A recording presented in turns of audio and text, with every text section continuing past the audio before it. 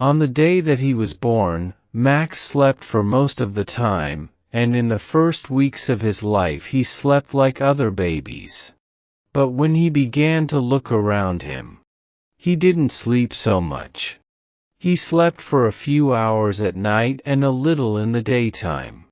Then he stopped sleeping during the day. He was awake for 20 hours. His eyes were always open. His mother, Samantha Price, was very surprised. She said that the world was a very interesting place, and perhaps Max wanted to see everything. She thought this was because he was intelligent. The doctors and pediatricians were also very surprised. But they said that they didn't know why Max slept so little. Then a child psychologist studied Max's case. He said that it wasn't a very strange case. His studies showed that a lot of modern babies were sleeping less. He wasn't sure why, but he had some ideas about it. 200 years ago, people went to bed earlier than today. He told Samantha, generally life was slower in the past and people slept longer. They worked a lot and they didn't have much money. So they often stayed at home after work and went to bed when it got dark. You see, there was no television and there weren't any electric lights. Electric light is different from candle light. It is brighter and it keeps you awake. Babies are influenced in mysterious ways by the world. And if the world is fast, noisy and bright, and if people often go to bed very late, babies will feel this and they won't sleep so much. Are you sure, doctor? Samantha said. I think that Max doesn't sleep because he finds the world so interesting. He's very intelligent. Yes, that's possible, Mrs. Price, but it's true that our society is becoming more nocturnal. The psychologist's words surprised Samantha. She couldn't believe him. But when she told her husband Derek, he said, yes, it seems crazy, but our world is crazy. The psychologist may be right, but we'll see. Perhaps it will pass and Max will sleep like other babies. When Max was 5, the doctor said he was a hyperactive child. Every night Samantha tried to put him to bed at 8:30, but he wasn't sleepy. Samantha became angry. Derek was angry too. They shouted at Max and finally he went to bed at about 9:30. But he cried and he never fell asleep before 11 o'clock. Then he woke up between 4 and 5 in the morning and he wanted to play. Samantha and Derek were always tired and nervous. When Max was 8, he slept about 2 hours at night. Now Samantha and Derek went to bed while he continued to play quietly with his toys or his computer. He did lots of things to pass the time and he didn't often feel bored. He liked the electronic light of the TV or computer. He was always in the light. If he was in the dark for a while, he became nervous and depressed. It seemed that he needed light. I think he's a mutant, Derek said one day and he laughed, but he was half serious. What do you mean? Asked Samantha. Nature is trying to produce a new kind of human and Max is an experiment. Derek replied, laughing. He's a child of the future. When Max was a teenager, he was awake for most of the day. At night he went to discos or all-night parties. He watched videos or late-night films on TV and he listened to music. He went to school every day, but he didn't get up in the morning like other children. At school his friends were surprised because he wasn't sleepy and he worked hard. He liked learning new things and he read a lot of books. He wanted to know all about life and the world. When his friends asked him about this, he said, I want to understand everything. The world is a big, interesting place and life is short. We sleep too much. Sleep is a waste of time. Samantha and Derek were feeling better now because they usually slept well.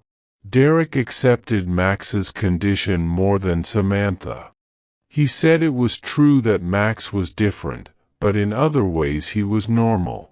He liked sport, clothes, music, and girls. How can you say he's normal? Good Samantha. A normal person can't always live in the light of day or electricity. Normal people can't live without sleep. It's impossible. Max must sleep or one day he will die. One evening, Samantha put some strong sleeping tablets in Max's tea to see what would happen. When he began to look sleepy, she called Derek.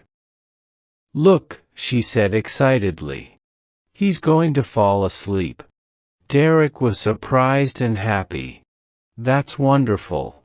Perhaps he's normal after all." You wake him up."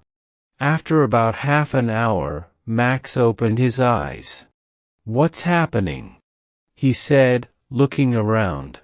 "You fell asleep," said Derek with a big smile. "Asleep? Me?" Max looked angry. "How long?" "About 30 minutes. "Oh no, I don't want to sleep. There's too much to do and see in the world." "But how did I fall asleep?" Samantha said quietly. "I gave you some sleeping tablets." "You? What?" Derek shouted. "Give them to me, Mum," said Max. Samantha looked very unhappy. "Oh, you must sleep, Max. Why don't you sleep?" "I don't need it. When you sleep, you don't know anything. You can die in your sleep and you won't know about it. When you sleep, you can't see or hear anything. I don't like that. But everybody in the world sleeps, Max." "I know. But not me. I want to see, hear, and know. Now give the tablets to me, Mum." Slowly Samantha put the packet in his hand. But she couldn't stop herself. She was always thinking about Max's condition. One day, she wrote to a famous neurologist, who was an expert on sleep. Dr. Somaz answered her letter, asking if he could do some tests on Max. Max said yes. After the tests, Dr. Somaz said that Max's brain waves were different. His brain produces very strong alpha waves, the doctor explained. These are the normal waves when we are awake. But his brain doesn't produce any slow waves, which are normal when we are asleep. It's strange. I've never seen this before. "So he really doesn't need sleep?" asked Derek. "Sometimes, perhaps, just a little." "And he is a normal, healthy person?" Samantha asked. "Yes, he is. But there is a problem. Sleep restores the body. If the brain is always awake, the body is not renewed. And so it will get old, faster than normal." Samantha was looking at the doctor with big, frightened eyes. "Do you mean that Max will die young?" "I don't know, Mrs. Price. But it's possible. I would like to do some more tests." Dr. Somaz's tests showed that Max's body was getting old, faster than normal. He was 18, but he had the body of a man of 35. Samantha and Derek were shocked. "How long will he live?" Derek asked. "That's a very difficult question. And I don't know the answer. Is there anything we can do, doctor?" Samantha cried. "How can we help him?" Dr. Somaz was silent for a moment. "Well, I know of a drug that can make him sleep. But it's a very strong drug. If he takes it for a long time, or if he takes an overdose, It will kill him. And it is addictive. With time, he will want more of it. Samantha and Derek said nothing. They only looked at each other, sadly. So if he takes this drug, he will live longer. Am I right? Said Derek. I'm not sure, Mr. Price. You see, he will be a drug addict. And the drug will kill him in the end. Oh, God. This is terrible, cried Samantha with big tears in her eyes. Which will kill him first? No sleep or the drug? Again, I can't be certain, replied Dr. Somas. I can only say that if my calculations are right, it seems probable that without sleep, he will die younger than if he takes the drug. After a silence, Derek said, we must tell poor Max all this, and he can decide what he wants to do. He won't take the drug, said Samantha, shaking her head. Are you sure? Asked Dr. Somas. Yes. He says he wants to stay awake. He wants to live with his eyes open. He told us that life is too short to sleep, because there is so much to learn and do. He will never take any drugs. But you and Mr. Price must tell him that it's better to take the drug. Dr. Somas said, when he understands the problem, perhaps he will decide to take it. That night, Samantha and Derek talked to Max. They told him the situation and said that Dr. Somas thought it would be better for him to take the drug. And what do you think? Max asked them. We agree with the doctor, said Derek. No, said Max. I won't take any drugs. Take your time, Max, said Derek. Think about it. The answer is no. I don't want to spend half my life sleeping in darkness. I prefer to live for a short time awake in the light. The world is a miracle, and I don't want to miss any of it. But Dr. Somas said you will be dead before you are 40, said Samantha, beginning to cry. Max smiled. The number of years I live is not important. How I live is more important. What I do and what I am is more important. Samantha was very unhappy. Oh, Max, my darling boy, please take the drug. I'm sorry, Mum, but I can't. Then Max smiled. Will you excuse me now? If I'm going to die young, I haven't got much time. So Max continued to work and play and live fast. But he lived a quiet, clean life. He didn't smoke or drink alcohol, and he didn't eat too much. He didn't worry about small things. He didn't think about money. And he didn't waste time. He traveled a lot and looked carefully at the world and people. They interested him. And he studied hard. He was always bright and awake. He always wanted to learn new things. The medical experts said that Max's body and brain were not influenced by the diurnal rhythm, like every animal on Earth. I'm sure he's from another planet, laughed Derek. He liked Max's strange condition now. It was different. But Samantha didn't like it. She did everything possible to make Max normal. For years, only a few doctors and scientists knew about Max's condition. Samantha and Derek didn't tell anybody. It was a big secret. So Max lived quietly, and he was happy. When he left school, he got a job in a bank. Then he met a girl called Wendy, and they fell in love and got married. Max was 30 years old. He didn't tell Wendy about his condition, so she didn't know anything. But she began to notice things. And one day, she told Samantha that Max didn't sleep much. But he was never tired. The two women talked, and finally, Samantha told Wendy the secret. Wendy was shocked and amazed. Is Max really going to die before he's 40? Nobody knows. Dr. Soma said that if he lives quietly, he will probably live longer. But listen, Wendy, you must not tell anybody about this, not even your friends. Nobody must know. It's a big secret. Why? Said Wendy. Because he must live quietly. Then he will be happy, and he will live longer. So the world must never know.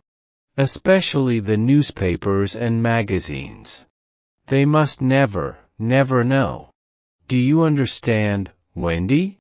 You must never say anything to the media. Promise? Yes, all right, I promise. Wendy answered. Wendy was a good person and a good wife. But she liked money, and she liked a lot of it. She loved spending money. So when she saw beautiful clothes in the shops, she was often angry because she couldn't buy them. Max didn't get a lot of money as a bank clerk. So Wendy began to think. She thought, I'm going to have a child soon. If Max dies before he is 40, what will happen to us? I must think about the future. One day she decided to speak to Max about it. At first he was angry because she knew his secret. Then he smiled. Wendy, my love, don't think about the future. We love each other and we are happy. That's very important. You see, nothing is certain. Perhaps I won't die young. But I promise that when I die, you will have enough money. But Wendy had a different idea. She thought about it for a few days. And then she went to the office of a big national newspaper and said that she wanted to tell them an incredible story. Of course she got thousands of pounds for the story. And when the world heard about Max, the world wanted him. America, Japan, Australia, Europe, interviews, articles, talk shows, documentaries. The public and the media were fascinated. In a few days Max became world famous, and Wendy became very rich. He tried to hide. He tried to escape from all the noise and attention. He ran away, but the media always found him. Samantha knew that this was a very bad thing for Max, and she was furious with Wendy. But it was too late. The TV journalists and personalities, the newspapers and magazines, followed him everywhere. The film directors offered him millions of dollars to appear in their films. Big film stars and rock singers wanted to meet him. Max became unhappy. He became ill. He didn't eat, and he got very thin. He lost his concentration, and he stopped working hard. He also lost his interest in the world, in people, in life. He didn't want to learn new things. He locked himself in his room and sat alone, night and day. And Wendy continued to spend the money. One day Samantha visited him, and she was shocked because he had changed a lot. He looked gray and tired. He looked old. His eyes were heavy, and there were dark shadows under them. Then while Samantha was talking to him, the impossible happened. He yawned. She couldn't believe her eyes. "Are you sleepy, Max?" she asked. "Yes, I want to sleep." And in a few moments, he was asleep. He slept for a few hours. But when he woke up, he was still tired. A few days later, he slept again. And then, little by little, he began to sleep like a normal person. "You sleep 8 hours a day now, Max?" Samantha said, frightened. "What's happening to you?" "I don't know." He replied, "I feel tired. I need to sleep." "But why?" Because I don't want to stay awake now. The world is boring. People are boring. It's better to sleep. When he fell asleep quickly, Samantha went home. She was very anxious and very unhappy. Now Max was beginning to sleep more than a normal person. He had no more bright energy. No more interest in life. He just seemed very tired. Now the public and the media were completely obsessed with Max. Photographers stood outside his house all day and night and took photos of Max when he yawned and when he was asleep. Every day, when he told reporters what Max was doing, for a fee, of course. All around the world, people knew what Max was doing every minute of the day. They tried to telephone him. They sent letters, telegrams, and presents. Samantha said to herself, if this continues, Max will die. It must stop. She thought about it day and night. And then one day, she decided to appear on a TV chat show. He's very ill, she said in the studio. You must all leave him alone. Why is he ill? The interviewer asked, is the drug killing him?